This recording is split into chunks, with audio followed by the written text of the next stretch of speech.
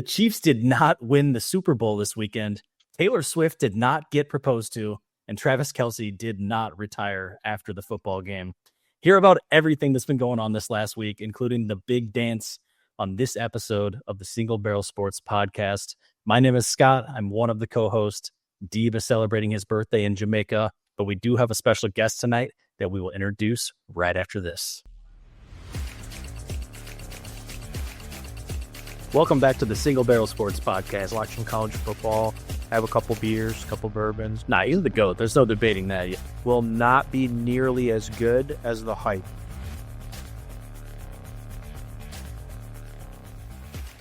What's going on, guys? It is Scott, Single Barrel Sports Podcast. Episode 10 is here, and we do have a special guest with us tonight, a good friend of mine, Jordan, who is a former roommate of mine. We went to college together. Jordan, tell us a little bit about who you are and how you and I met.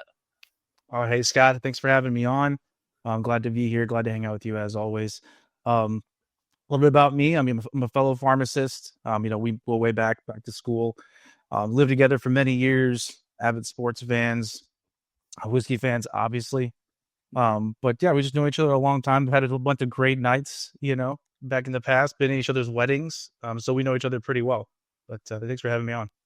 Yeah, absolutely. And you mentioned sports being a big part of our lives. I remember the early days playing 2K on the PlayStation and all of the late nights playing NHL. So we definitely have kind of run through the gambit there. Sprinkle a little bit of Madden in there, but that was kind of more for Zach and I when we all lived together.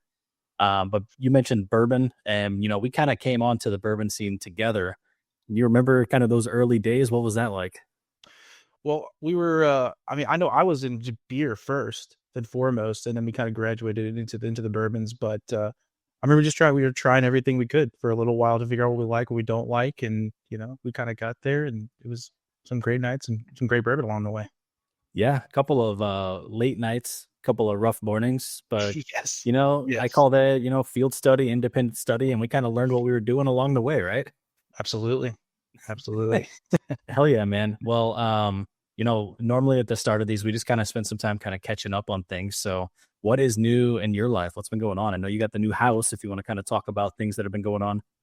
Yeah, man. So we moved in at the end of January to the new place. We're still moving stuff in, stuff out of the old house, getting ready for it to sell.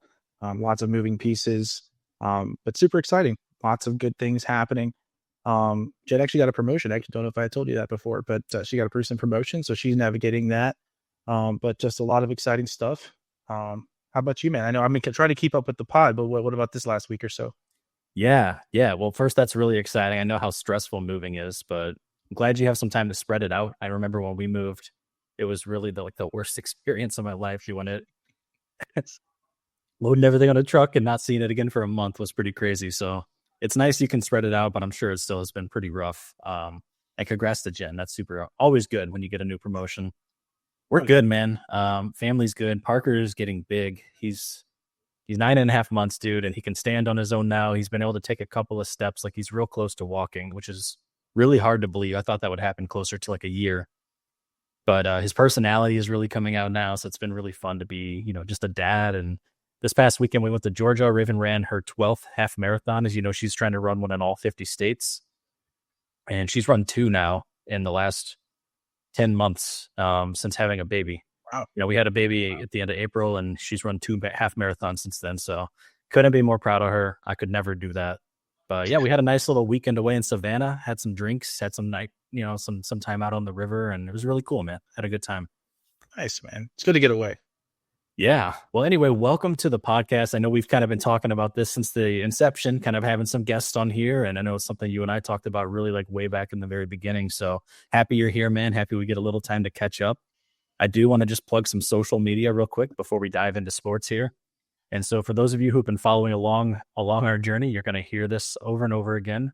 But we are promoting all of our social media. We're on X or Twitter. Instagram, TikTok, YouTube for shorts and for long form episodes, and then Spotify also for our long form episodes. So if you're listening to this, you already have found your platform of choice, but we're on YouTube and Spotify for full length episodes.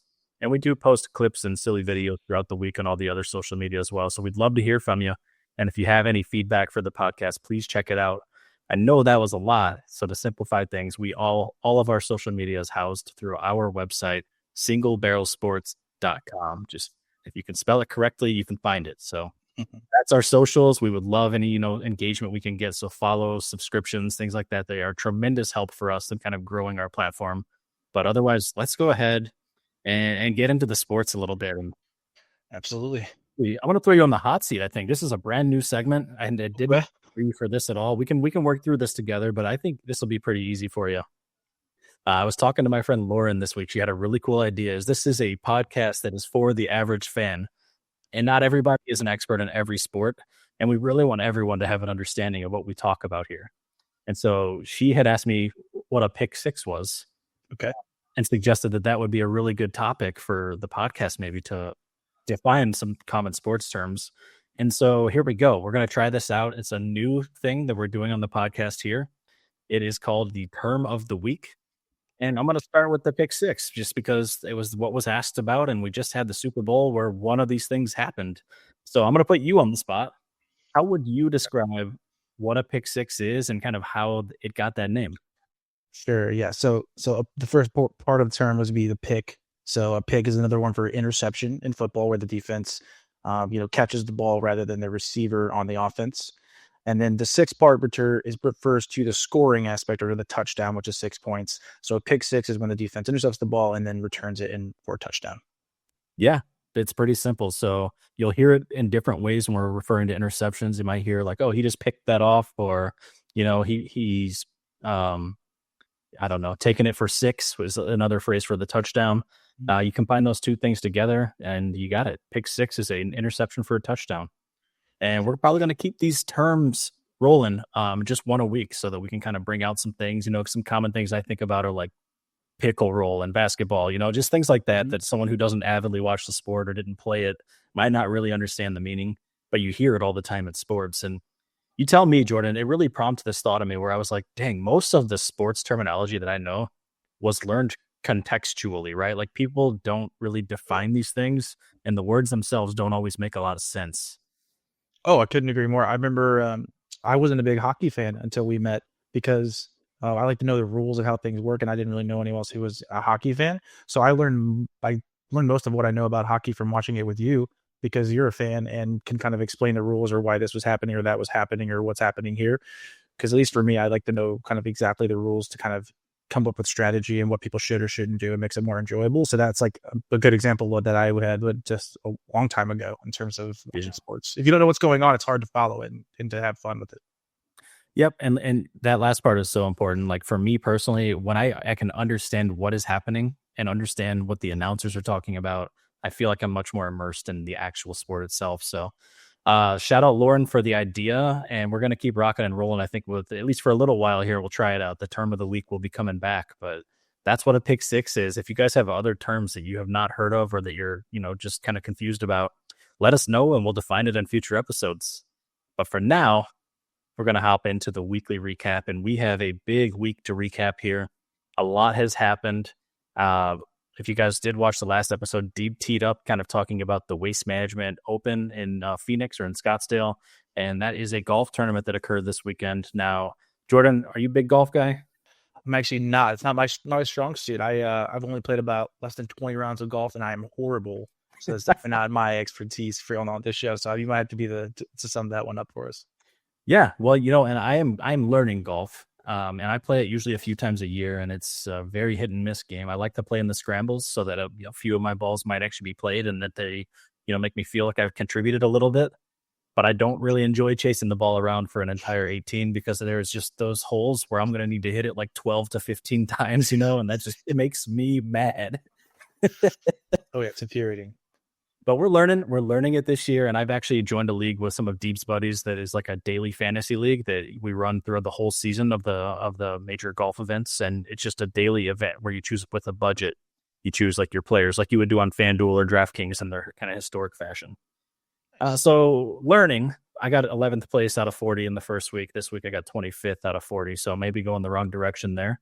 But we're just going to quickly recap kind of what happened this weekend, and I don't think I would be doing us a good service if I didn't recap this, because we did kind of tee it up.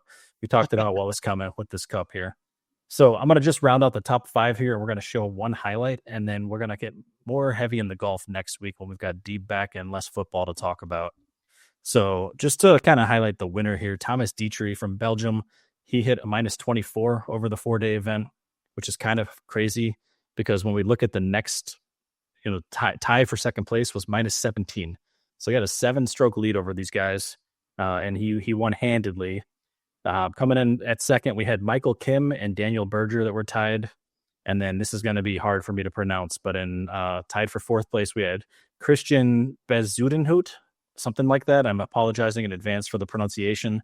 And Jordan Spieth, which is a name I do recognize quite well. And just to show just one hole of kind of what happened this weekend, I am going to highlight one of Thomas Dietrich's almost an ace. It ended up becoming a birdie, but it was a very nice play here. So let me pull this up really quickly here, and we will show you guys. This is actually at hole 16 at Waste Management. That's the one that's like the big party hole. If you guys have watched the event, you might recognize what I'm about to show you here on the screen. It is crazy. So you can see the stadium seating all around this. The hole is it's a short hole right down there in the middle. There's usually a lot of alcohol, a lot of partying going on at this hole. But yeah, this will just show you. There's no volume here, but it'll show you just a quick little strike of how well this guy played. Nice little ball tracker there at the beginning. And boom, we are almost hitting the hole one there. Just a little 2-foot putt there to clinch. But even here, that's not over yet. You can see he's still got a 3-point lead or a 3-stroke lead at that point. I think this was on day 3. So he pretty much just dominated the entire, I almost hit the wrong button here. He pretty much dominated the whole weekend, and congratulations to him for that finish there. I do recognize that hole a little bit here, there, Scott, from playing some PGA. Like, I'm terrible at real golf, but the PGA games are actually super fun games, and I put a little bit of time into those. Actually, super fun. I used to play the crap out of those as a kid, and I remember kind of trying to do all the customization, and it was almost like a collector, it felt like a card collector or like an RPG type game because you wanted to get all the stuff and then be able to customize however you wanted.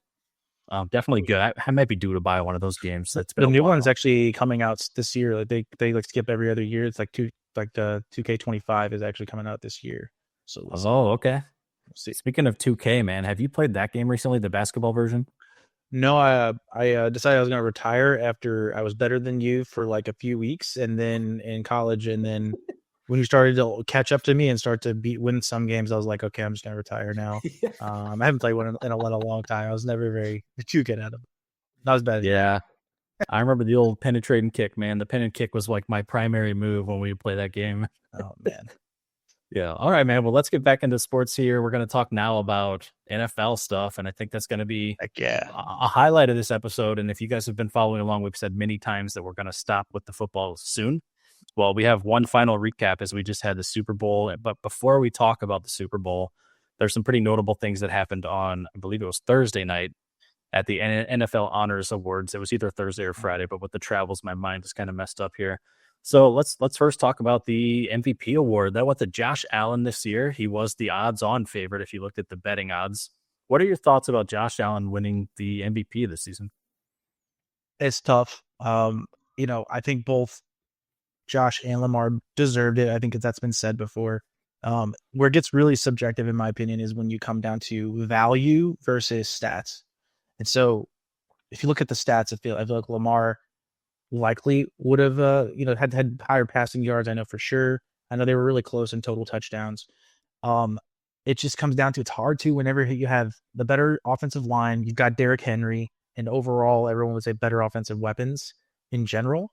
And then you have somewhat close numbers, and then also just the eye test. Josh Allen, when you look and you watch the games, there was just another level, in my opinion, from the eye test that was just, when you watch it, you're just like, that's insane. And Lamar has a little bit of that, but I don't know. It just felt like if Josh Allen wasn't Superman, then it wasn't gonna happen. They weren't gonna pull it out, to me. Yeah, I think the same. In any competitive games, you could really tell that he was the reason that they won.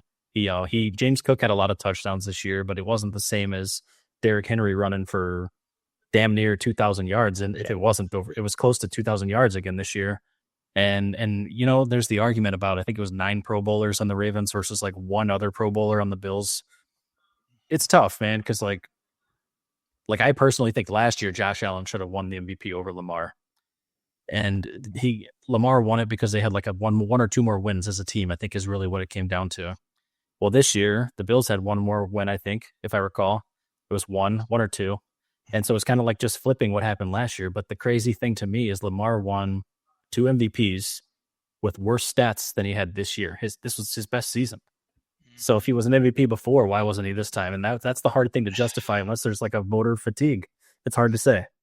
Yeah, it is tough. And then you have Joe Burrow going nuts. It sucked because but then Joe Burrow's team wasn't very good because the defense was so bad. And I know we talk about in fantasy where like a bad defense is good for like offensive production, but because the game script just he had to throw the ball more because they were in a 30-point or 40-point a piece game, so he's going to have more scoring, more yardage, that type of thing. So the game script kind of makes you play a certain way, whereas if you can run the ball on people and you don't pass as much, and so it's tough.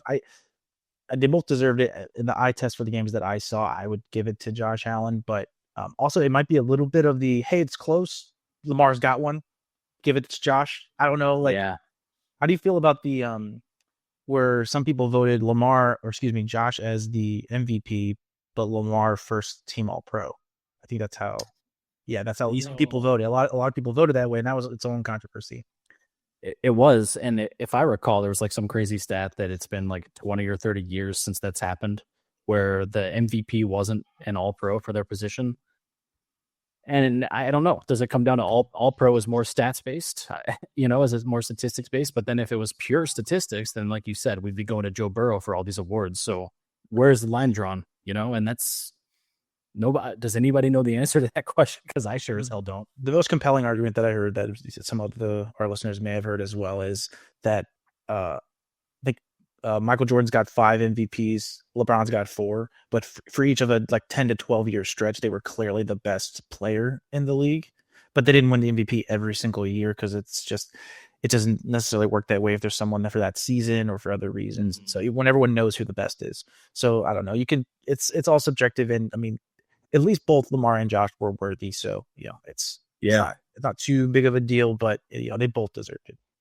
And while we're talking about worthy, I know that we're both going to have some thoughts on some of these other awards, but before we get into the one I think will be the most controversial for you, let's first talk about Coach of the Year. This is something we talked about in this segment, and we had it narrowed down to kind of like maybe 4. I thought maybe Dan Campbell deserved it this year. I did think Kevin O'Connell was right up there in the discussion. Kevin O'Connell did win. So what is your take on that? How do you feel about Kevin O'Connell being Coach of the Year? I think that it's kind of about exceeding expectations. I mean, the Lions were I think probably if you're going to pull the league, other than the Chiefs, who's going to win, the Lions were top of people's list of who's going to win the Super Bowl. So it's kind of like, yeah, they did well and he was a great coach, but I think that when you kind of overcome expectations or exceed expectations, which the Vikings clearly did, especially after Sam Darnold has been a journeyman, has had some terrible play at other teams, and he's been bouncing around the league, and then he has this type of season is incredible. And so I don't think anyone expected the Vikings to win as many games as they did, especially with JJ McCarthy was the guy, and then he was hurt. People thought he would take over at some point.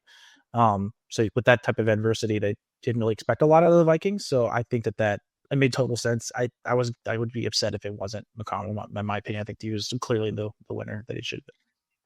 Yeah, and I've done some more thinking about it because when we had our segment on this weeks ago, I was kind of saying that I thought Dan Campbell should get it.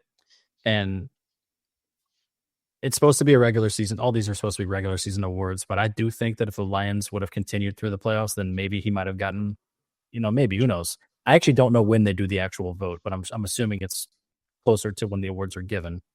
None of that really matters. What I will come back to say is I think that my bias towards Dan Campbell deserving this award is still thinking about last year, what he did with the team. Yeah. And to your point about expectations, the expectation was there for them to do that again. The expectation was not there for the Vikings, especially as you mentioned, losing Kirk Cousins in the offseason, having JJ McCarthy go down hurt, really looking like a dreadful season was about to come. And if I recall, I think they were supposed to get they were estimated to get 6 or 7 wins as a team. And so to pop off a 14-win season and only be second place to another team that's in your own division is kind of a crazy feat. And I think, didn't they split the series, if I recall? I think I know what obviously the biggest one I lost at the end of the year to get the bye week. That was the big one, the biggest game of the regular season. They lost that one, but I think that they did beat the Lions. You have to double check me if Yeah, I they think they beat did. them. I'm gonna run a quick search. Yeah. Yeah. But yeah, so what do you think about kind of like? You think there's a historical bias there with guys like Andy Reid or Dan Campbell? Just you mentioned expectations already. I think like if people like to get like the coach of the year again, like would Andy Reid win it every year? Or these guys that are like just like dominant coaches like year in and year out. So I do think that may have hurt Campbell in the running is that he was everyone's pick for them to be a powerhouse team this year. So then when it happens, you don't really think, oh, he's a great coach. That team is just stacked, or that this is what you expect. So I think that the shock of the success of the Vikings like would give McConnell the edge. But I mean, Dan Campbell would definitely be deserving of the award for sure. Yeah, absolutely. As I'm looking here at the stats, it does look like the Lions did actually beat them both times. It was a very close game the first time, which might be what I was thinking about. But either way, two very great coaches, two deserving coaches. And I think I did have a change of tune, and I think they got it right with Kevin O'Connell. And so with that, let's move on to what might be the most controversial one we'll talk about. I know you've had some feelings about this one. And let's talk about comeback player of the year, Joe Burrow. And it's no secret, right? Joe Burrow had an injury last year, ended his season. It was a weird injury in his throwing wrist that there weren't even really other athletes who have had that same injury to kind of compare to, or to kind of like go through a similar physical therapy process. It was kind of a weird injury. So I'm eligible for comeback player of the year. What are your thoughts on choosing Burrow for that? I absolutely hate it, honestly, if I'm being honest about it. Like, what do you expect? It's Joe Burrow. He's already like he's an MVP caliber guy year in and year out. So to expect anything less from him, like what do you mean a comeback player of the year? You've got Sam Darnold, whose career was in the absolute dumpster, and then he comes back and leads the team to 14 wins, and nobody was calling that. Nobody was expecting that. And I'm actually honestly baffled that it wouldn't be Sam Darnold. It makes no sense to me. Like, what's the whole point of the award? Like, comeback player. I don't get it. Like, I just don't understand it. I would be interested if you can even have a devil. I would love to if you can steel man the argument for the Burrow side, like for call. My only backing of Burrow winning this award is not a good one. I'm going to preface that it's not a good one. Here's why I think it happened. They needed to give Burrow and Saquon an award more than they needed to give Darnold an award. I think that's what it comes down to.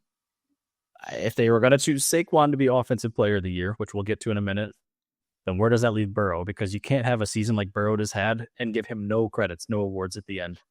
But at the same time, like Darnold just got screwed over, right? Like he had MVP votes, not a lot, but he had a couple.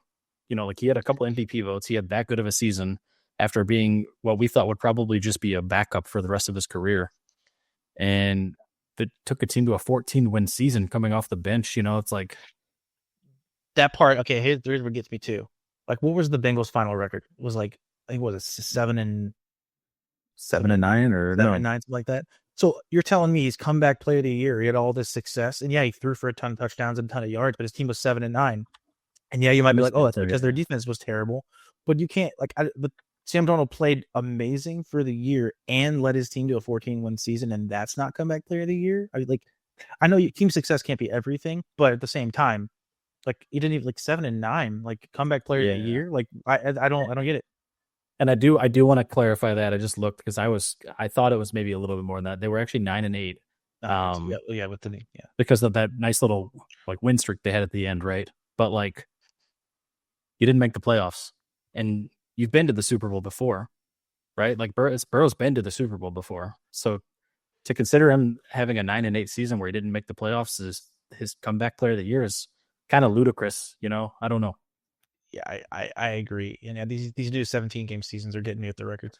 Yep, same. It took me a second. I was like, well, the math is not right there. Yeah, but he give him an award. I mean, he's amazing, but he doesn't need an award to know how good he is.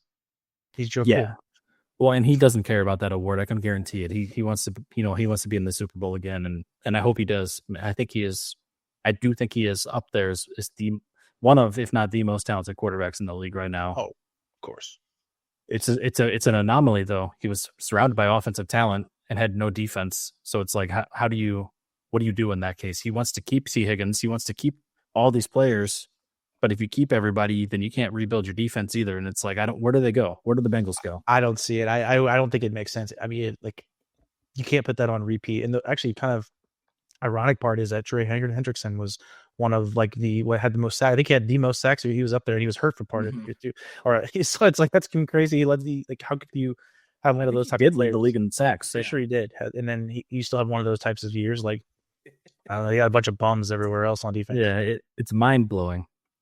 Okay, I think these next ones won't take as long, but we're going to go through them just for continuity here. So, Offensive Player of the Year, I already kind of foreshadowed this. Saquon Barkley. What are your thoughts on that? Not a lot to say here. I mean, it's one of the best running back seasons ever, period, point blank, and just it's incredible. You on the last episode, I remember I was listening, and you talked about his the touchdowns he could have had if tush push wasn't a thing, and he still had the yardage. I mean, there's not a whole lot to say. It was one of the most dominant running back seasons ever. Yep. And I think if tush push didn't exist, then it would have, if you include those touchdowns, then the yards don't matter anymore. It would have probably been the most dominant running back season. Might have had MVP then. Yeah. Oh yeah. I mean, you're talking 14 tush push touchdowns. I said this last week, if only half of those went to Saquon, which is a very viable stat, that he would have had a 20 touchdown, just 20 rushing touchdowns, not even including receiving. Yeah, I mean, that's MVP caliber there. And all it takes is you to just not do so many quarterback sneaks. So good season for him. Very happy to see it. It's kind of crazy that the Giants let him slip through the cracks, and it's a nice little FU moment for him that win a Super Bowl in his first year. Yes, a little bit. Oh, man, it's rough for the Giants. Oof. Yeah. All right, Defensive Player of the Year, Patrick Surtain II. What do you think about that? That one, another not surprising one. The Broncos defense was stout all year long. One of the better defenses in the league. If you ask any interview you see from a wide receiver about defensive players, and he's one of the first people out of anyone's mouth in terms of secondary players or cornerbacks. So it's just he's just that the best in the league. I don't think there might be some other corners that would say that they're the best, but I mean he's been the best for a while now. So really no surprise there, and well deserving. Yeah. I can't recall the stats, so I won't mention it, but there's some crazy statistics that he had this year about the lack of touchdowns given up, the lack of yards given up, the number of targets thrown to the other side of the field from him. He really set the tone for what that position is this year, and he deserved that, I think. We'll go to the rookies here, and then we'll move forward. I know we don't want to spend too much time on this. Yeah. Offensive Rookie of the Year, Jaden Daniels. What are your thoughts? I mean, again, I think it is the best rookie quarterback season. I mean, it'd be hard pressed to find another one. Pretty easy vote there. He's incredible. I wish I had him in fantasy. As do I. Yeah, I entertained the idea of Bo Nix back, when we talked about this several weeks ago before the season was even over, or maybe right when it ended. Bo Nix, I think, just started too late. He was kind of firing on all cylinders at the end of the year, but I still don't think he's at the caliber of Jaden Daniels in the clutch. In the prime time, with the game on your back, Jaden Daniels might have done this better than any rookie quarterback I've ever seen. I'm not sure. Oh, I mean, I would definitely agree. I know, and Bo Nix had a great year. Honestly, the rookie quarterbacks this year was absolutely insane. It was such a big hit rate on the rookie quarterbacks this year. But yeah, Jaden has that. He throws the ball as well, and then he has the running upside when he just makes stuff happen. It's pretty impressive. So easy pick there for me, in my opinion. Good rookie class. You had Bowers and Neighbors kind of breaking some records on their own too, and Bowers just a powerhouse there. And yeah, cool. And last one here, just to be inclusive of the defensive guys again. Defensive Rookie of the Year, Jared Verse. Makes sense to me.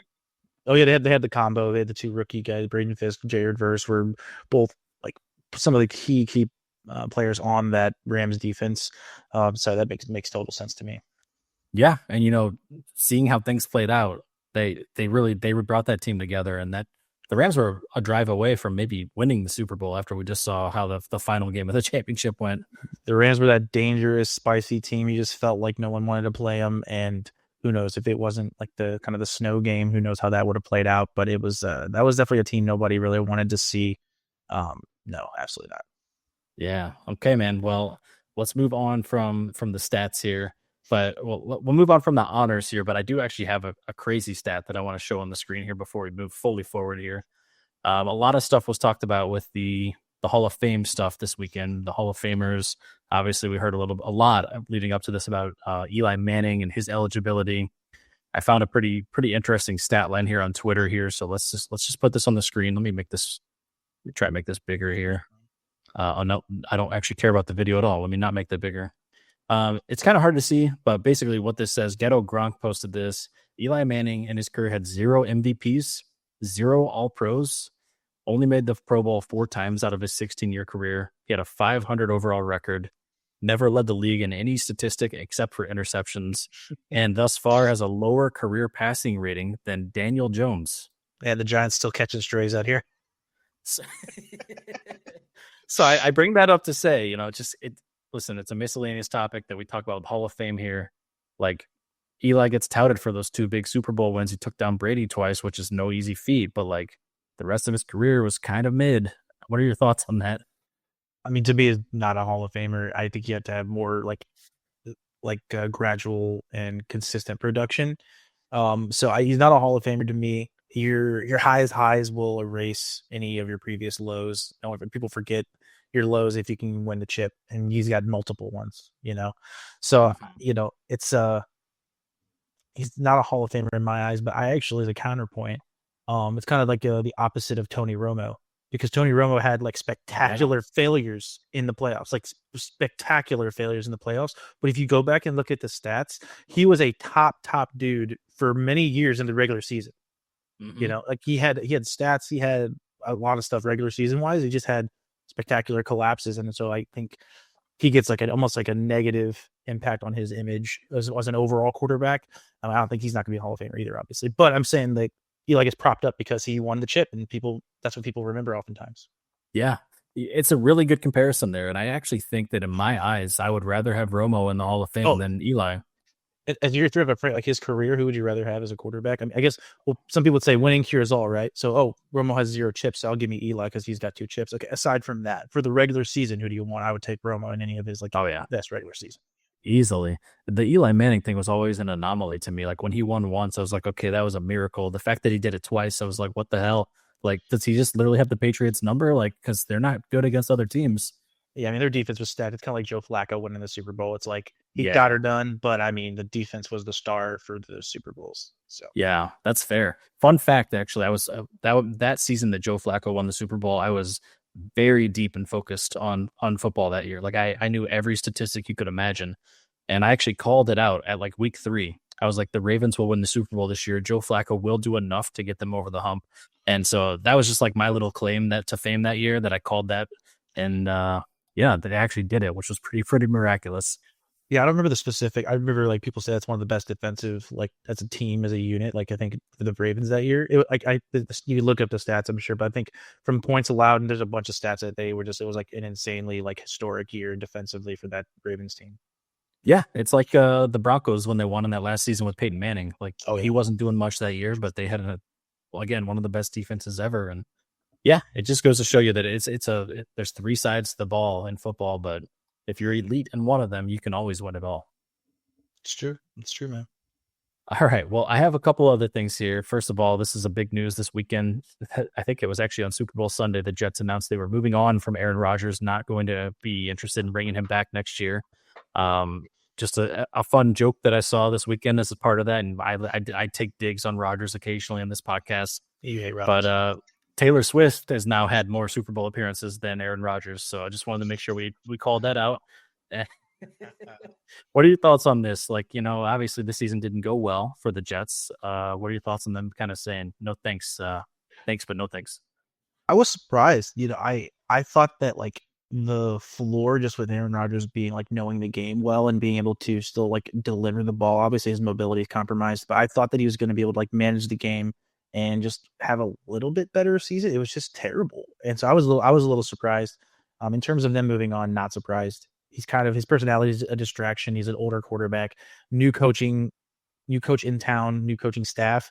You kind of just want a fresh start. Let's start with something we can build towards instead of having an older quarterback you're going to have to move on from eventually anyway. It makes total sense for them to just not deal with the nonsense and let's just get the distraction out and move forward. Yeah, it's not like they were a playoff team. It's not like they had something to cling to hope for. And as you mentioned, with his personality, they lost their head coach, they lost their GM. He had a say in that. Him and Wilson appeared to not see eye to eye multiple times throughout the season.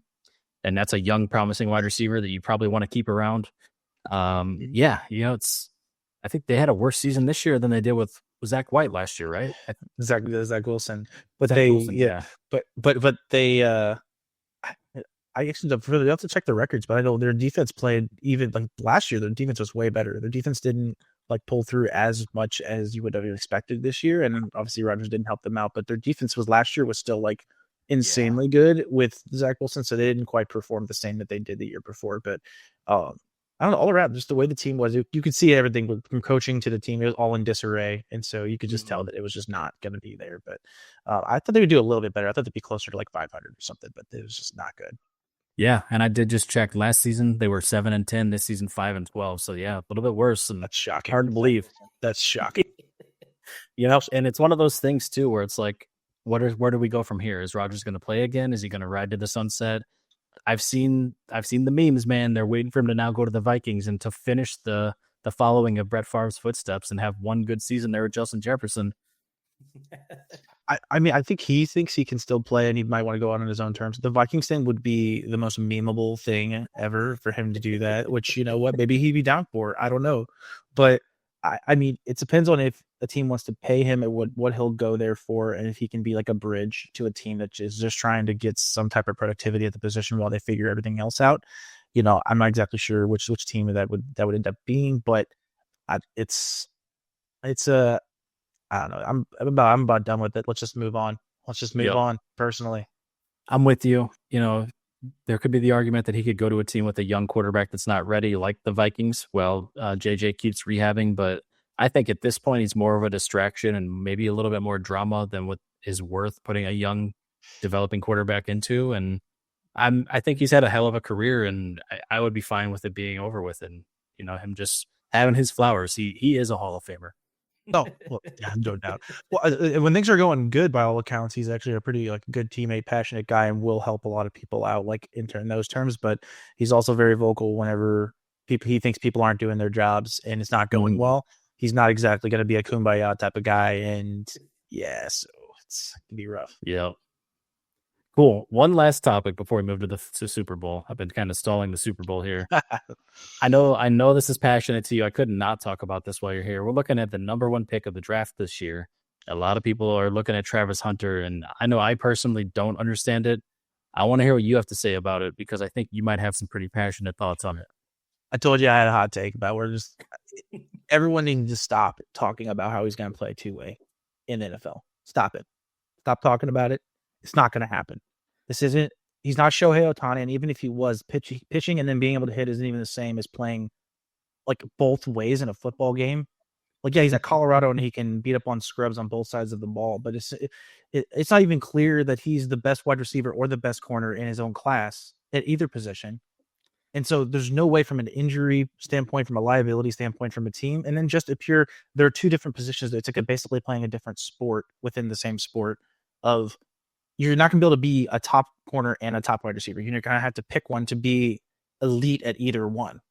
And so, Mhm. and then just the injury risk and the fatigue. I mean, it's absolutely ludicrous to think that he's going to play both ways. I give it 0% chance. You heard it here, 0% chance. Maybe gimmicky end around reverses for like once a play on offense, maybe. But whichever he picks, he's going to be that, and he's going to have to work his ass off in order to try to be the best at that. And even that's not a given.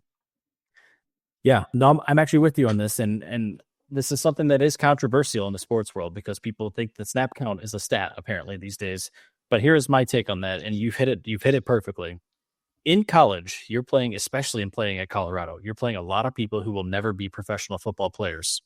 Especially like when you look at like he's playing both sides of the ball, so he's running routes against people who will probably not go pro, and he's covering wide receivers who will probably not go pro, with quarterbacks who will probably not go pro, throwing the football towards them.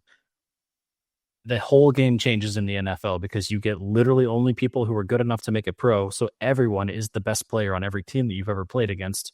And they've been doing it for some of them 10, 15, 20 years in the pro level. He will not play both ways. I'm 100% agreeing with you. He might be a depth player that can occasionally go in and sub in, or if there's some injury depth chart kind of gaps, he might be able to fill them. But why the hell would in the NFL, why the hell would you use the number one overall pick on a guy who is not the best player at either position? And the stats kind of Mhm. prove that he's not. No. And so, There's like, I can't imagine him. I don't think I'd take him top 5. I don't know if I'd take him top 10. We need at this stage of the game, you want to pick the best player for their position that's available for you. And some teams have bigger needs than others, but it doesn't mean that you sell out and get a guy who I don't want to call him a gimmick because what he's done is very unique and very impressive. But I don't think it's sustainable. I think it has bust written on it if you're going to ride him to be the guy. I think he's going to be a guy for a team at one position. I couldn't agree more. That has to be the case. And also, what you don't have is the counter example. Like, you don't have what would happen if Derrick Henry would have played linebacker when he was at Alabama and he played two ways. I mean, or Jamar Chase playing corner, or these like the best athletes in college football over the years. Like, it was never an option. So you see him playing both ways and doing them both well. Um, it's cool, and like he wanted to do it and they let him do it, but you can't see how many of these other like the greatest athletes to be drafted in the last 10 years, if you would have let them play two ways, they would have probably dominated against these other college players that are never going to be in the pros on the other side of the ball as well. So it's just like, I don't know, if I were him, if I were his team, I would announce pick one or the other and say, this is what I'm going with. Because at the end of the day, I think the NFL teams want to know which way he's leaning, which one he's going to devote his time and effort to being the best at. So then they have a clear picture of what they're getting with the draft. I would stay away until he says I'm this or that, and then you can work him out and evaluate him as such. I wouldn't even like. I mean, okay, I'm not going to get ridiculous. Like, the guy's still a top talent, but like, I wouldn't be picking him like you said in that range you said. I'd be like staying away. Yeah. My curiosity is says, let's say he gets drafted at one position. Does he switch at some point in his career? And I could see it happening. I could see him going from wide receiver to corner, or corner, maybe more impressively would be corner to wide receiver. I think it's hard when you haven't played corner and played defense consistently. It's hard to start doing that.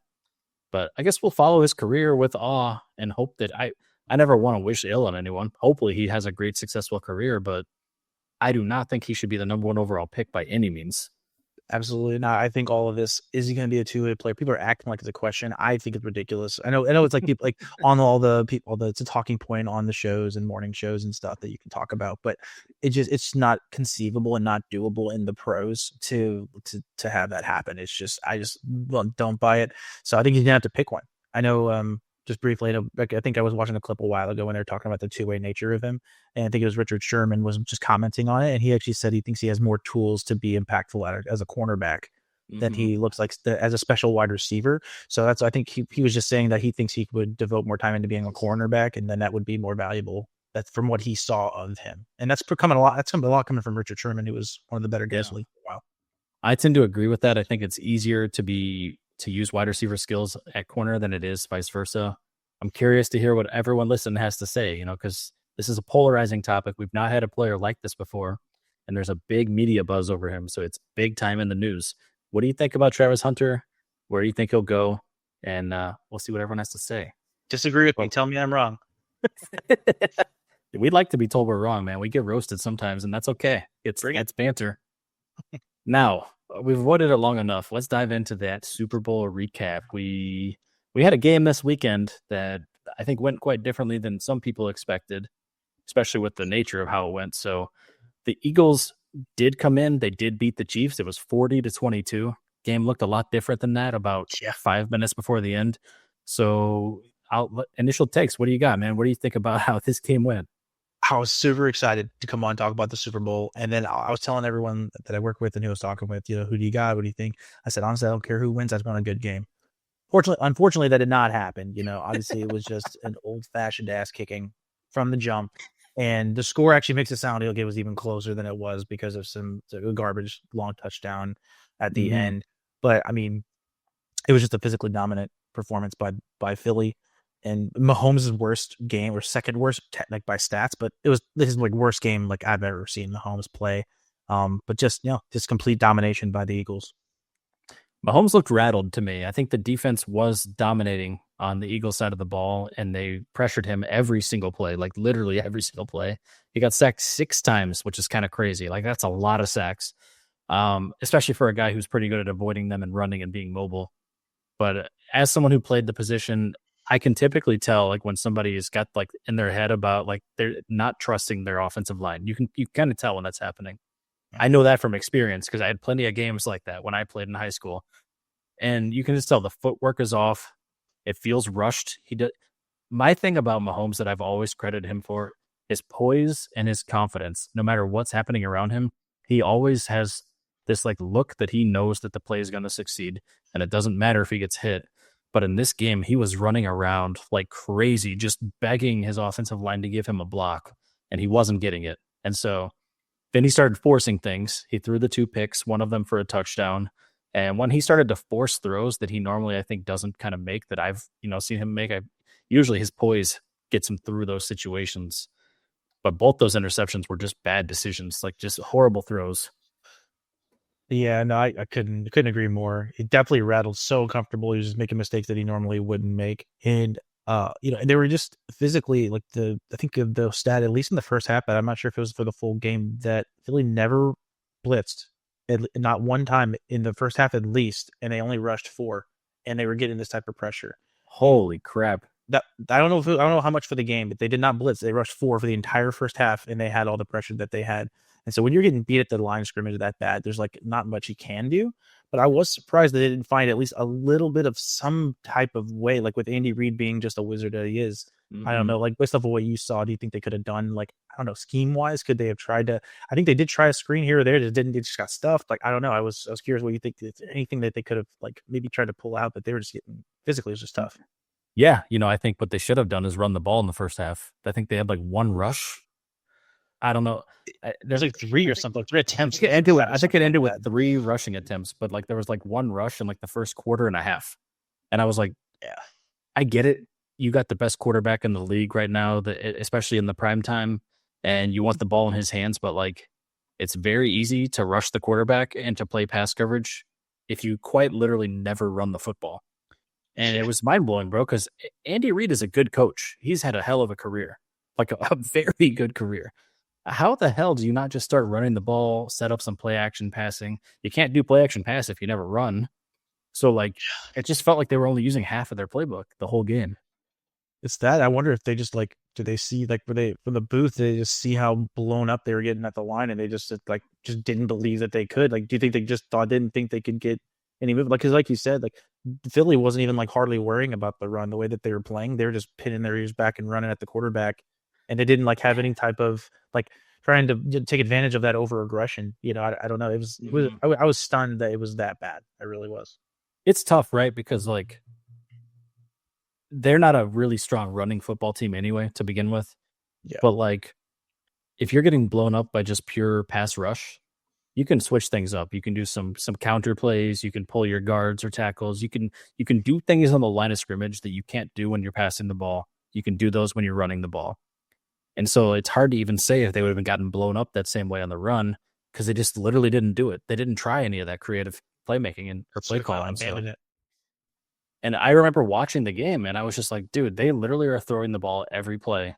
And Patrick Mahomes is under pressure every single play. Like, throw a run in at least one out of one time on this drive, and they just weren't doing it. And then second half came out, and I was like, well, it's too late now. You're down by like 4 possessions now. You can't start running the ball here. You need to score on this first drive, and then they didn't. I think they threw another interception on that first one, or maybe it was I think it was a pick. I can't recall, but And also, we didn't even talk about the other side of the ball. We've been talking about the Philly defense and the Chiefs offense, but the Chiefs defense, like, they didn't play as bad as the offense, but the Philly offensive line was nearly as dominant as their defensive line. Like, it was just Jalen was just sitting, chilling back there. Obviously, the run game, like they were just doing whatever they want. So it was just like they dominated the line of scrimmage, and like it was just crazy too. Like I was stunned both sides of the ball. I was not expecting it at all.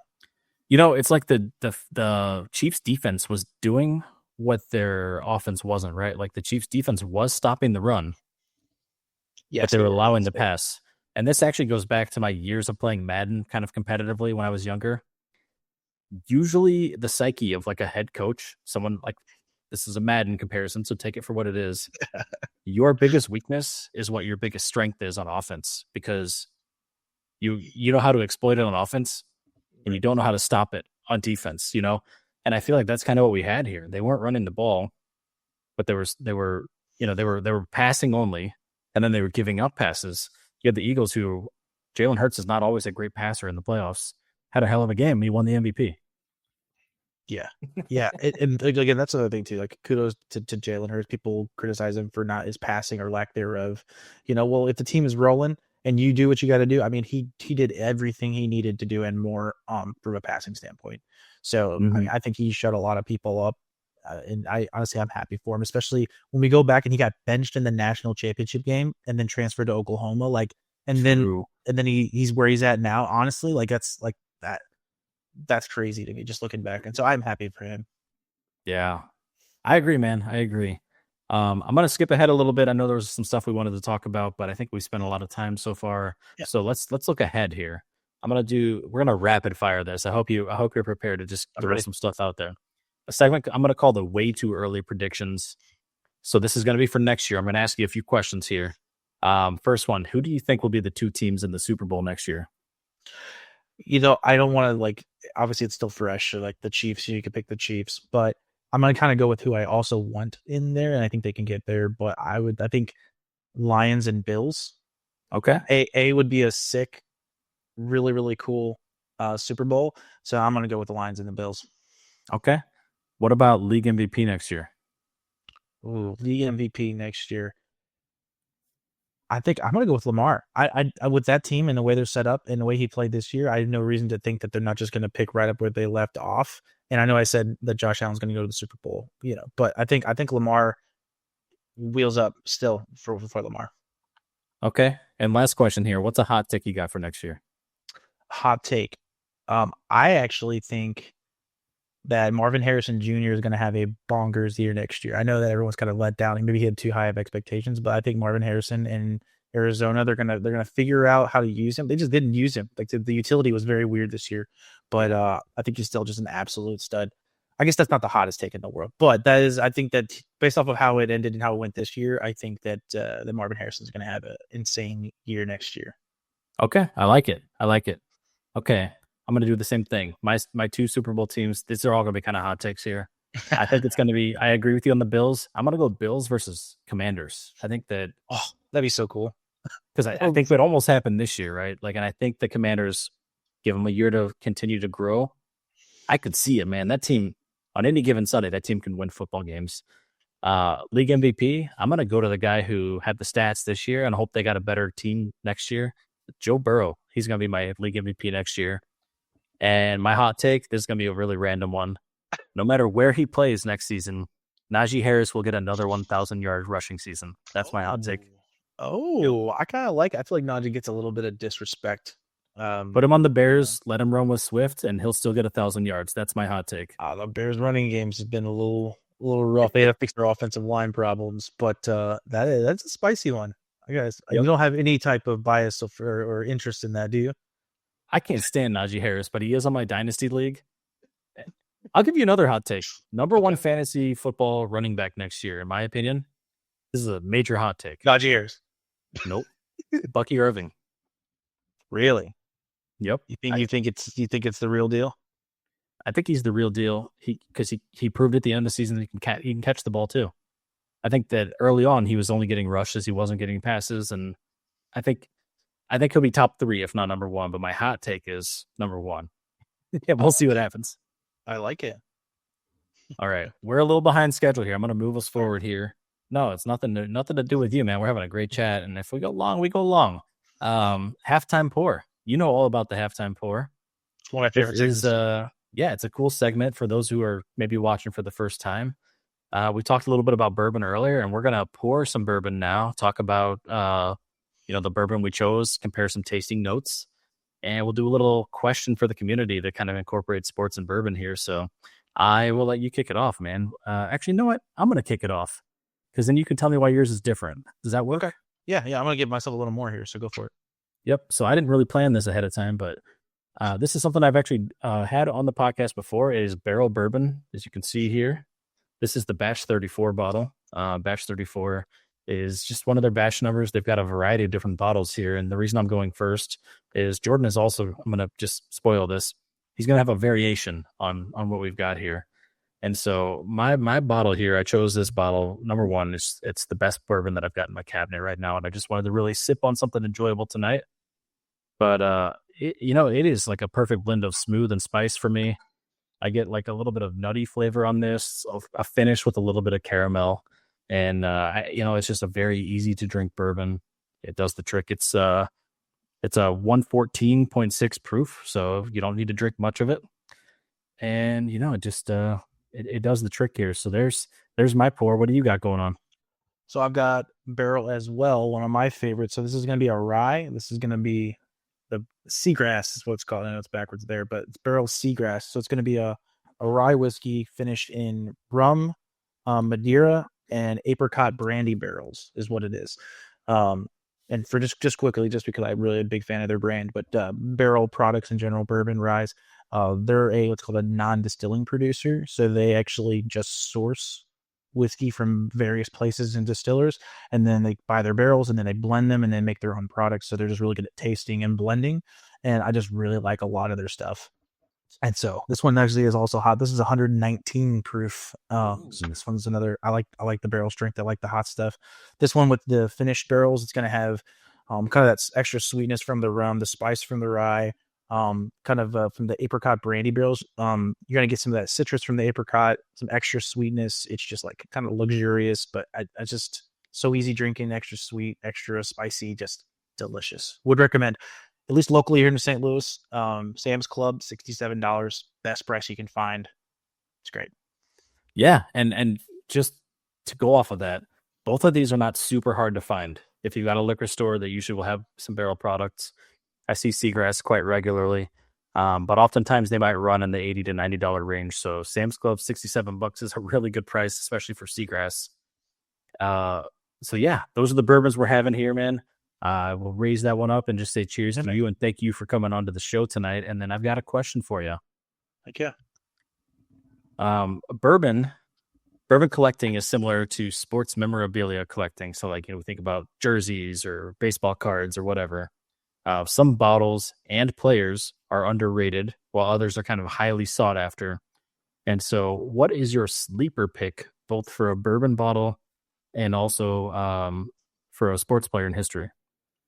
Okay. So for the bourbon or the whiskey, as like an honorable mention for that, go to your local stores, your liquor stores, and find store picks of anything. Taste them if they'll let you, because they have someone go grab them, and that's where you can find for a good price, really, really good whiskey for the price. Go find your local store picks.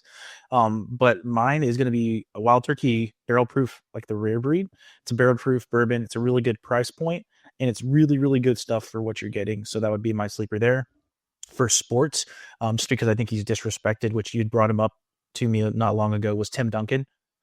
Not exactly a sleeper pick, but in terms of like an all-time great that doesn't get the same hype as some other guys, I think Tim Duncan, from the stats to the winning to like, he's just a pro's pro. He's a Hall of Famer, but he doesn't get in the same echelon. Like, it's not in the same echelon as some of these other guys. So I'd say Tim Duncan, more of a underappreciated pick rather than a sleeper pick. But I love that. I think those are both really great picks, and Rare Breed was one of the first things that got me into bourbon. And so, yeah, that's amazing. This is not going to be a surprise for you, but my sleeper bourbon is going to be the single barrel Knobs Creek. That was when I first started drinking bourbon. It was very easy to get. It's getting a little harder to find the single barrel version of it. But it's got the heat, it's got the spices, and it is just delicious. It is so easy to drink that bourbon. Just get a little bit of it. You don't need a whole lot. And it does the job. And so I'm going to go back here. I'm going to go back a bit. My sleeper football player, and ride with me here. Okay. Wide receiver, played for the Patriots, played for the Seahawks. A lot of people probably don't know who I'm talking about at this point. I think I know where Deion Branch. Deion Branch was one of those guys that was never like the guy, but he was always like consistent, and he always gave the team a chance. If we're playing Madden, he was in like the mid to low 80 overall range, but he had decent speed. He had decent route running. He had good hands, and he seemed to always be there in the big moments. So that's my sleeper in sports history. That's a great pick. Kind of, he had a great year this year, but kind of similar guys like Terry McLaurin type of guys. This year he had a crazy year, but like the guys that are so pro style, solid and steady. But yeah, he had some great seasons. Hell yeah. All right, sweet. So we're going to move forward, Jordy. This next part is called In Other News, where we just bring up some other kind of stories that are happening around the league, or, well, not around the league, around all sports. And we try to focus on some things that aren't football. And I think this segment could change in the future as we become most of the podcast is going to be in other news as we move forward here. But I'm going to kick things off with, and it's funny because we've had him on here a few times, but I've got a Wimby clip here, and you just have to show this. So let me just pull this really quickly here. If you guys don't know Wimby, he's a very good young basketball player.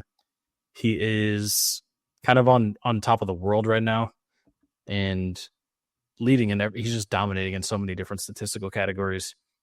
So let me share that screen. It doesn't work without seeing it. So this clip basically says Wimby Lil Bros Jeffries here, and he really does. If you guys haven't seen this clip, hey, Jordan, have you seen this clip yet? I didn't have a chance to look at it, so this will be a live first reaction. Yeah, give me the live reaction then. Here we go. Oh, hold on, I'm going to turn the volume off. This is how we get struck with copyrights. All right, let me start over. All right, here we go. Oh, dear. Oh, not only that, he just grabs the ball. Oh my gosh, dude, that is. Well, you're not used to playing. It's like his size and his ability. You're not used to it. So he's probably done that type of shot a million times. Give him credit. He's in the league, but like you're not expecting that. But that is crazy. I got another one here. This one is a golf clip, but it's not a golfer. This is one of those clips that really makes you feel bad about yourself if you're like me. This is a robot playing golf here, and just wait till you see this. Yep, there's a little backswing. Look at him smiling. Boom. Look at this shot from a freaking robot.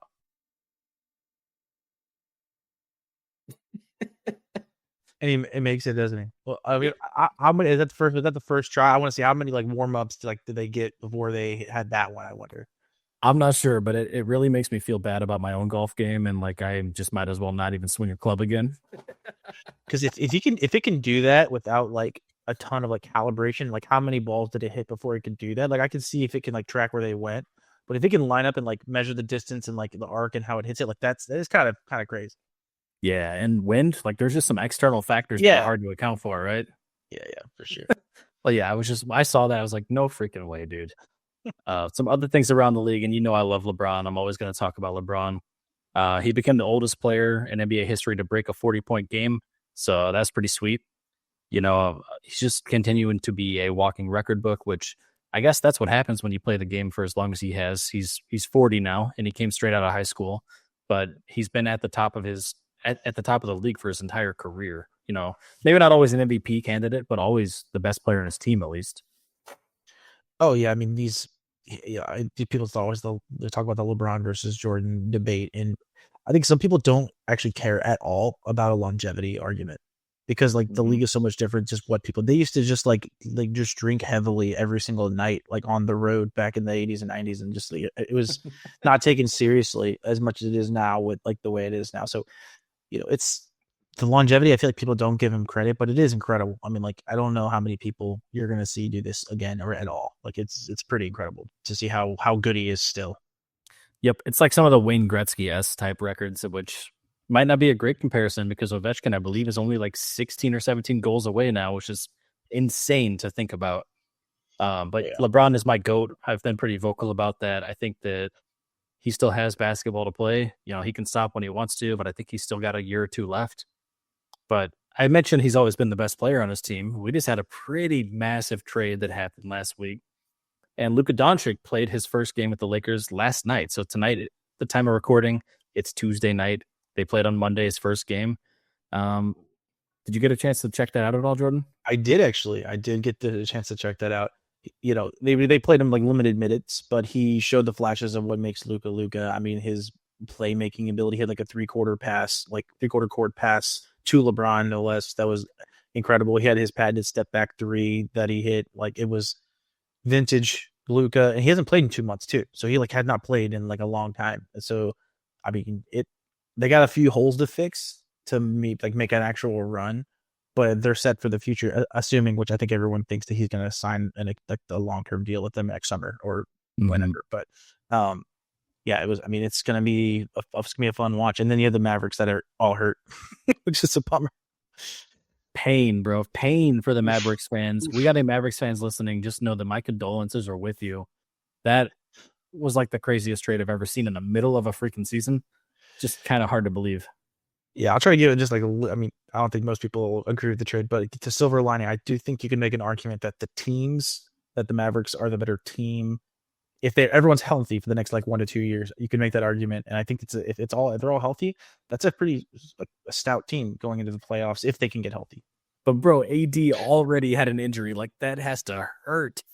Like yeah, you literally take him and you're like, man, if he can stay healthy, and then he gets hurt in the first week he's on the team. It might have been even the first game. I can't recall. Obviously some internal shade. I forgot which position. One of the executives for the Mavs came out and was kind of throwing shade at Luka recently, and it's just like, yep, clearly that news and all that.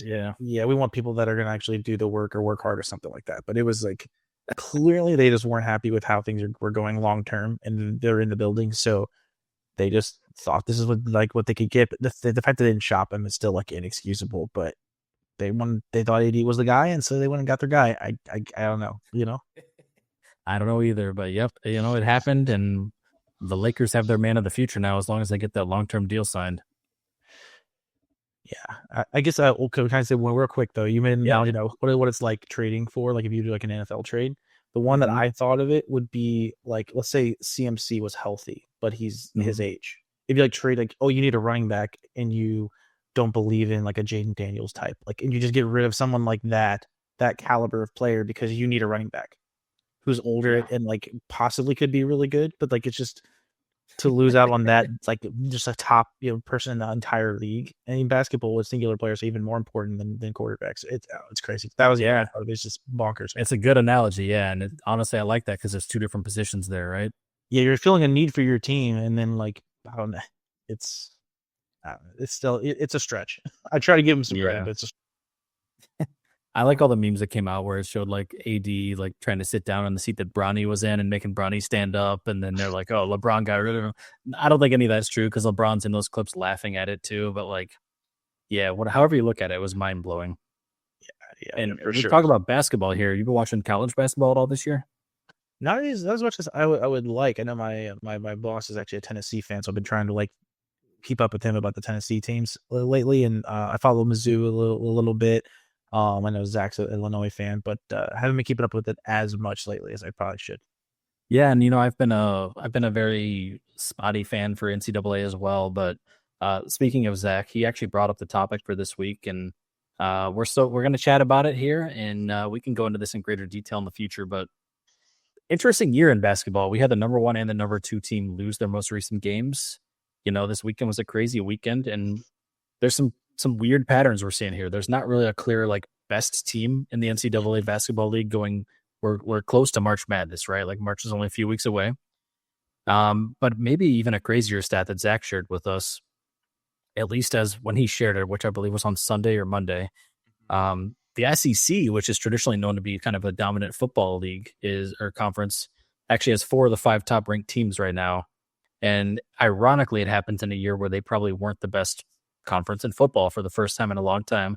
And so it's just a weird stat. It's weird to see kind of sports fluctuate when I feel like that's been a fixture in college for a long time. And so I don't know if you had any thoughts on that, but NCAA is kind of up in the air right now, except for my UNC Tar Heels are struggling. Yeah. I think it's like a transition period because I think it actually makes a little bit of sense just with how NIL is getting more and more in full flux, and a lot of these SEC teams as a school for sports just have a bigger war chest. So I think the SEC basketball, just like the football and like these other teams, the money is going to talk to players. So because I think college basketball went down when the G League was a thing, but NIL wasn't like official yet. You had where these like the one and dones were just not even coming to school, and so I feel like it was like even more of a crapshoot for a little bit. And now I feel like that money's back in college basketball. They can pay these guys so they won't go to the G League. They'll actually go play ball because they can make money.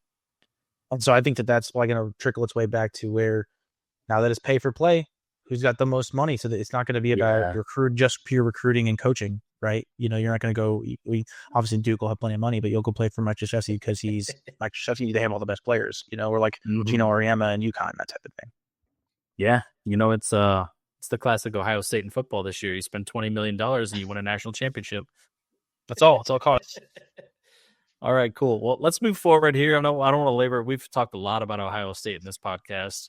We're going to do the community call outs now. And normally during this segment, we call out some specific things that have happened with our community across all of our social media platforms. But this week has been a truly special week. We ran a $50 giveaway, and it was really a way to celebrate the Super Bowl and to try and get our podcast out there to other viewers who may not have seen or heard of us yet. And so instead of calling out specific comments that we've heard, because just to be blunt with you, we've had like over 500 comments on our social media over the past week. I want to just shout out everyone who participated in our giveaway. We had no idea what to expect. We obviously spent $50, to give back to the community, and our community was rather small leading into this week, but we had a massive turnout. Over 400 people followed and commented and shared across the different platforms that we had. So over 400 different entries then were in our giveaway.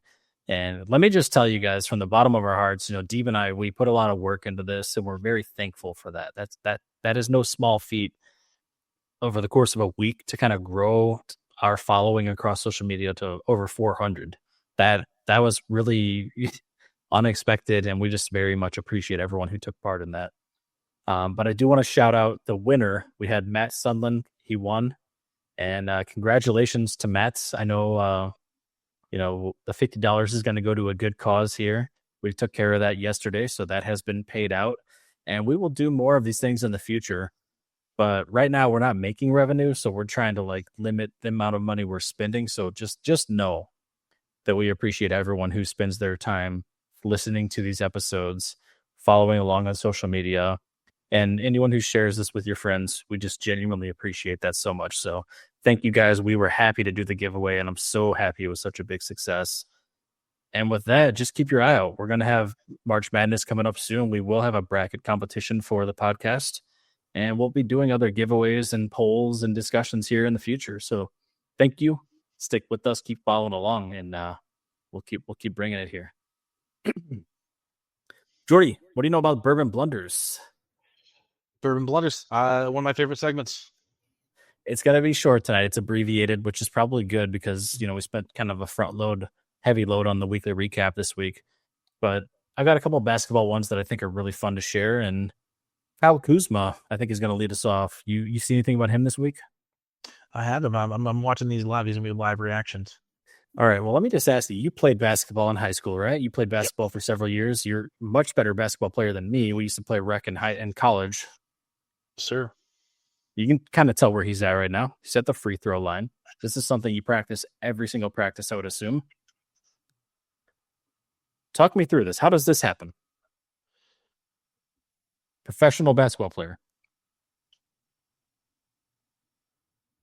Oh, I mean, here's the thing. Everyone, I don't know about everyone, but you get the yips. It's all about routine. It's all about repetition. It's all about the same thing every time. So something went wrong with his flow, with his release, with his legs, it's all about, consistency. Something went right. I don't know if you get the yips, but it's something went very, very wrong. But admittedly, I've done that before. I don't know, it wasn't probably in a big game, but I've just in practice where something goes wrong in your routine, and then it doesn't feel right, and you think you're doing your routine, but it just doesn't flow, and then it happens, Yeah, it's just hard to see something that I'm assuming they do hundreds of times a week to a complete airball. But I agree with you. I'm sure it happens more than I would think. It's really easy to laugh from the couch, but also that looked like it hurt. It hurt to be a fan watching that. But oof. Now, in the clip I'm showing here, have you seen this one at all with Draymond Green going for the layup? I really want to highlight, I don't know if you can see my mouse, but Luka Doncic sitting over here on the left side in the black sweater, hand on his chin. I'll foreshadow this. Draymond doesn't make this layup, and just watch Luka's response after he misses. Miss.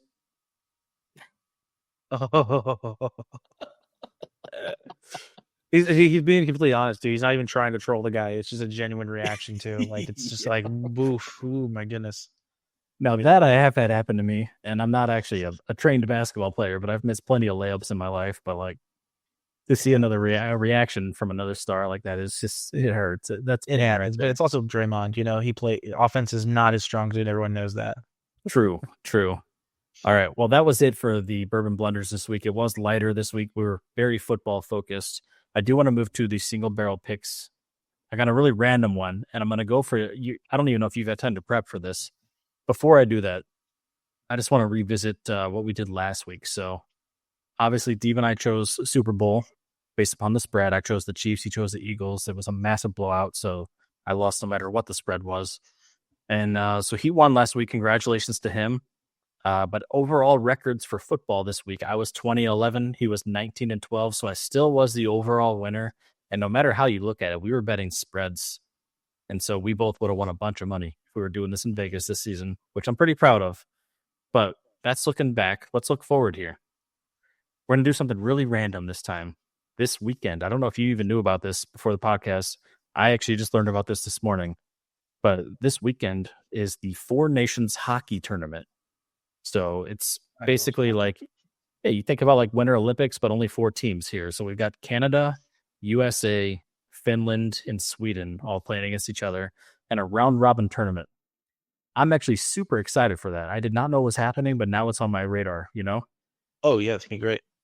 We also have NBA All-Star game happening this weekend, but that's broken up into a weird format that even Kevin Durant was like, oh, I wish they would go back to the old way. Like he just vocally said that. So we're going to focus on the hockey, and it's going to be very simple, Jordy. I want you to pick a team you think will win the tournament, and then I'll follow suit. The easy picks Canada. They're always the powerhouse, but I'm gonna go with Finland. Finland, the Scandinavian countries. I know Sweden's in there too, but I'm gonna go with Finland. It's probably not the favorite, but I'm gonna shoot my shot and go with Finland. I respect that. I was on the same train of thought, and actually, this is not because you chose Finland. I was already planning to choose Sweden, so there you go. So we're hoping for a Finland or a Sweden win, I suppose, and we'll follow up on that. I'll let you know. We'll talk about who wins or who loses here. I think Canada and USA are always good in these tournaments, but there's something about the Scandinavian teams, like you said, like they're sleepers. They have some really good, consistent team play instead of having big stars trying to dominate the game. When I've seen that in the Olympics before, and it made me think like, nah, I'm going to ride that. I would rather have a strong team than a couple of big stars. Oh yeah, they're smaller countries, but they live for hockey. So I mean, it's just one of those things. All right. That was it. We're not going to do any other picks tonight. I will say for those following along, starting next week, we're going to do picks for just various sports. It's not going to be just one sport. We're going to just keep a random running tally for like various big games happening in all sports. But for tonight, that's it. We're just going to do the Four Nations Hockey Tournament, hopefully promo that a bit. And if you guys watch it this weekend, let us know what you thought about it, because I think it could be a lot of fun. And with that, we have one of my favorite segments, and definitely my wife's favorite segment.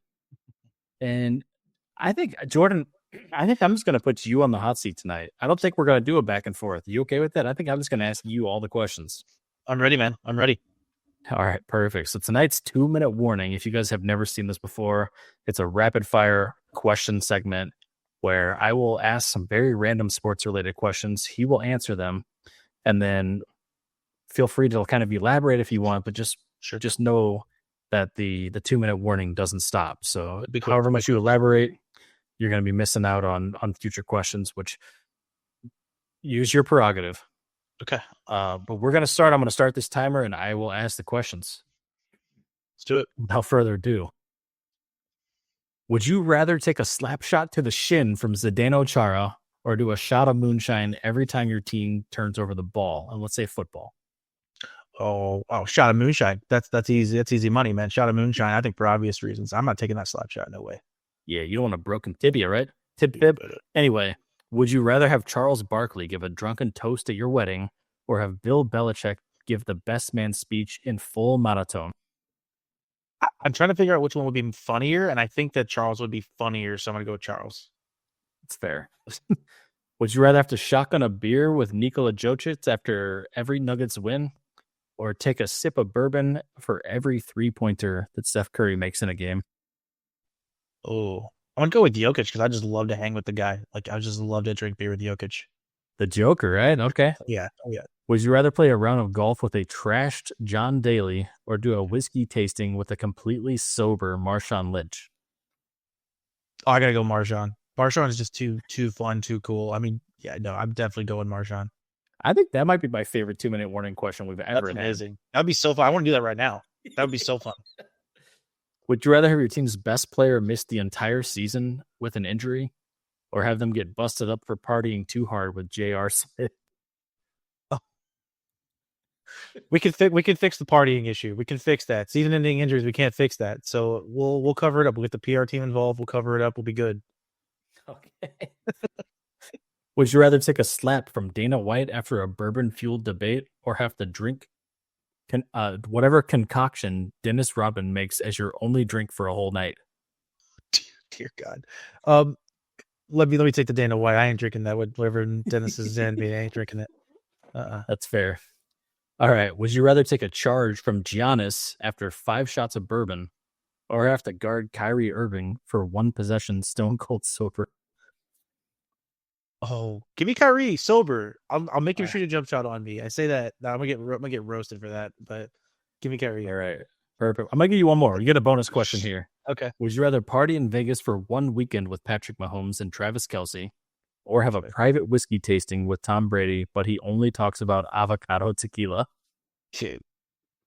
I can get it. It's mainly just because of the personality. I want to party with Kelce. Maybe not Mahomes, but Brady, get out of here. Get out of here with Brady. I'm with you, bro. I'm with you. It'd be probably some alcohol-free whiskey or something, some healthy whiskey or something like that with Tom. I'm out. All right. That's the 2-minute warning. One of my favorite segments. And I think the questions tonight were pretty damn good. I really enjoyed that. Oh, yeah. Thank you for fielding them all. We normally do a back and forth, but I don't get you on here much. So figured I'd just put you in the hot seat. Absolutely. Happy to do it. Okay. Well, Jordy, we are at the last call, my friend here. So basically, the last call is just our segment to kind of have some closing thoughts for the podcast segment. Thank everybody who's listened in. Any thoughts you want to share? Any final thoughts or regards or whatever you got on your mind? I just want to see where I'm wrong. I want to see who thinks my hot takes are terrible. So come at me in the socials because I'm not on social media, admittedly, but I'm sure Scott will relay those to me. I mean, I think I'm right on all my what I ranted on. Sorry, maybe I was a little long-winded, but please come at me, tell me where I'm wrong. But you better bring facts.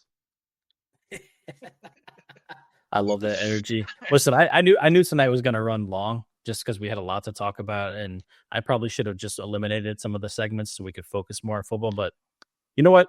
We're sitting at over an hour and 20 now, and that's okay. Because we'll clip some stuff up. But I've had a great talk with you, so let me start my last call by thanking you for joining me. Obviously, the podcast goes better with multiple people, but it's always been a goal of mine to have you on here, in some capacity. And so I just appreciate that you came on here with me tonight, that we had a chance to really just hang out, first of all, but to talk about some sports and things that we both care about. And for those who have been listening, thank you for being a part of the journey as well. I know we've been very football heavy, but we are not a football podcast. We are seasonally focused on sports. So there won't be a new recap or predictions for football starting next week, other than, eventually we'll talk about the draft and things like that. So if you guys are not super big football fans, but you're here just to support us, just know that the framework of the podcast will be adjusting, and we're going to have all kinds of stuff to talk about. But we want to hear from you. If there are things that you want us to talk about, please let us know. And if there's things we can do differently, maybe aren't working for you, we're very willing to accept all feedback. Please check out our socials. Again, singlebarrelsports.com has all of our social media. You can keep up with all of our clips and conversations there. That's the best way to get a hold of us if you think like there's some glaring deficiencies or things we should be doing differently. And otherwise, just join the conversation. It's just us average sports fans talking about game. But otherwise, we will be back next Thursday. I will have Deeb back here, and we will hit the ground running with some golf and basketball and hockey conversations. But one more time, Jordy, thank you for being here, man. I had a blast talking with you tonight. So to you, cheers, my friend. Thanks, man. It's been a pleasure. Thanks for having me on. I get passionate, so I'm a little long-winded sometimes, but man, I really had a blast. Thanks so much, man.